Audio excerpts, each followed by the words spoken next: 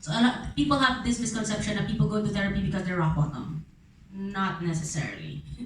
Not necessarily. Therapy is just as good as when you go for a checkup, you know? So I want to take that stigma out. I want to take that stigma out na pag nagpumunta ka ng therapy, baliw ka na. Pag pumunta ka ng nagpa-diagnose ka, baliw ka na. Pag umiinom ka ng gamot, baliw ka. Let's teach, especially for us na nasa media, both in entertainment media and in journalism or the blogging community. I think it's important to spread not just the positive vibes, although yes, let's include that because that helps a lot. But apart from the positive vibes is how to get there, and suggesting therapy is not a bad thing. Thank you, Shai. Ayan, thank you. Yes, question po. We have the microphone here. Okay, Arthur lang po kay Chai. Nakaka-apekto ba sa trabaho mo yung bipolar disease? Some days, yes. Some days it's really hard to get up.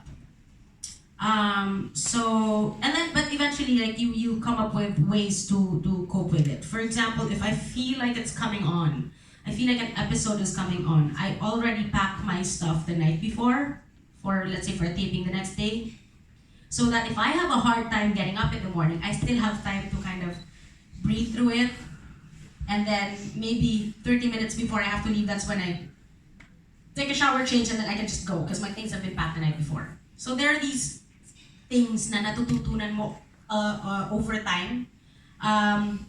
But yes, before it would really affect me. Sometimes I couldn't go to the office for work before I went into showbiz, I couldn't go to the office for work because I was having a hard time getting up.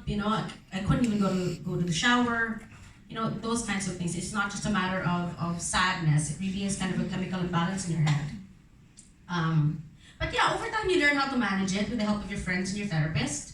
And a community, maybe a community online where you can share your experiences and just to feel like you're not alone and people understand you more than you think. And dumating na ba yung mga pagkakataon sa isang eksena parang umaatake yung nararamdaman mo? Anxiety, yeah. Most of the time, today's an okay day, but there's some instances where let's say in a premiere, not this premiere, but like before, and then there's so many people, and then an anxiety attack comes on, I can't say how I work through it, but you have no choice, you just have to work through it. You learn as you go along. Thank you. We have a question from the other side of the room.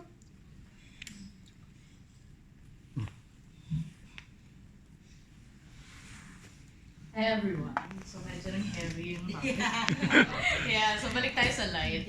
Since pag-get yung roller coaster kanina, I'm just wondering, ano yung pinaka nakakatakot or kahit hindi nakakatakot, memorable in your life, rides, amusement park or carnival na na-experience?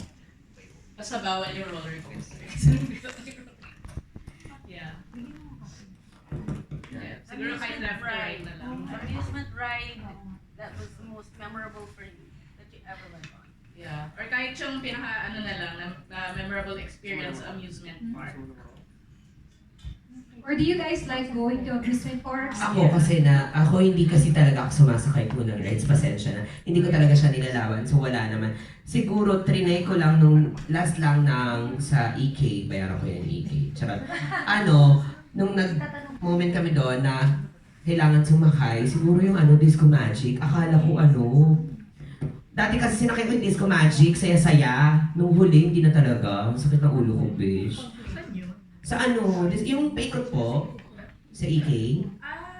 So nag-iigil. May kabayo ba? Hindi nga eh.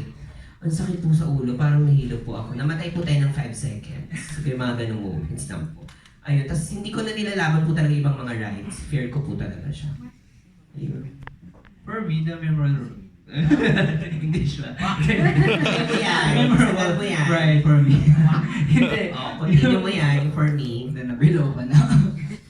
Dahil sa akin po yun sa Hong Kong, yung parang nasa taas kita si Baba sa kanila. I wrote that. Ang hirap. EK lang. Hirap may iwan sa ere.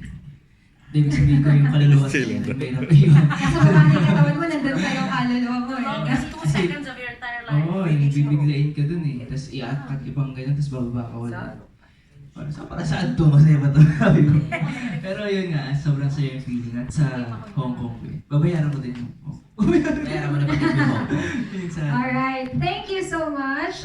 Before we proceed, we'd like to welcome our lead star for the movie Sakaling. Let's give it up for Elisse Joson. Palakpakan po natin. They're very beautiful. Hi, Elisse. Hi po, I'm sorry. It's okay. Kung ganyan naman kaganda, okay lang. Ayan. Hello? So, Elisse, bumati ka muna sa ating mga kasama ngayon. Hello po, gusto ko lang mag-sorry. Na-late po kasi galing taping. Pero sorry pa rin po. Should have been here earlier. Sorry po.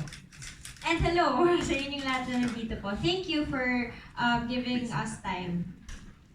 Alright, thank you. We understand. Grabe, very professional from taping. Diretso pa talaga agad dito. Alright, at least the question given to Makoy before you entered was, ano yung favorite amusement ride na talagang hindi mo makakalimutan? Maybe memorable, maybe favorite, or something you hate na hindi mo nauulitin. Ganyan. So si Makoy, ang shinare niya, the one from Hong Kong, yung aangat, tapos biglang babagsak na gano'n. Ikaw, meron ka bang amusement ride? Favorite ko po kasi talaga sumakay sa roller coasters. Yung feeling na yung pa-drop, yung parang mahuhulog yung, may iwan yung kaluluwa mo. Yun, yung favorite ko po. So mahilig ka talaga sa mga rides? Yes, I like the adrenaline rush. Well, sobrang opposite ni Milo. Kasi si Milo ayaw daw talaga Oo, niya. hindi talaga. Ayoko. Pag niyaya mo ko, sorry, KJ na. Pero hindi talaga. Mamamatay talaga ako. Si Makoy, ikaw ba Makoy, personally, mahilig ka din ba sa mga amusement rides? Nahiligan ko na rin po kasi hilig ng kasamahan ko, syempre. Damay na Dami-dami ikaw. na po eh. Peer pressure. How about si Chai, ikaw? Amusement ride? Pareho kami ni Milo, hindi masyado. But I do remember this one ride when I went to Sweden one time. And then during that time of my life, I was just generally afraid of so many things. I don't know what was going on with me.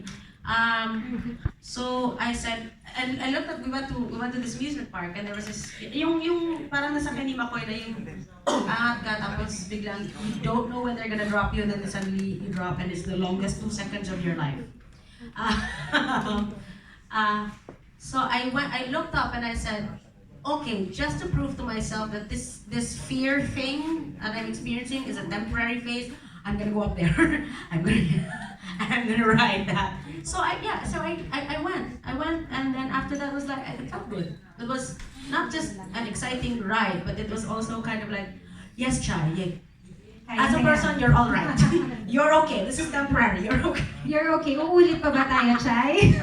I'm okay now. Paolo, ikaw? Joke lang. Okay. Siguro yun, yung biglang bumabagsak, yung angat na mabagal. Tapos biglang Yun din yun. Hindi, kasi nung time na nag-EK kami, tapos yung asawa yung mga brother ko, gano'n, tapos yung girlfriend ko, parang nung nasa taas na kami, umiiyak talaga ako yung nagulgul. Kasi ayoko talaga ng rides, napilitan lang ako. Tapos yung sa mga babae, The things we do for love.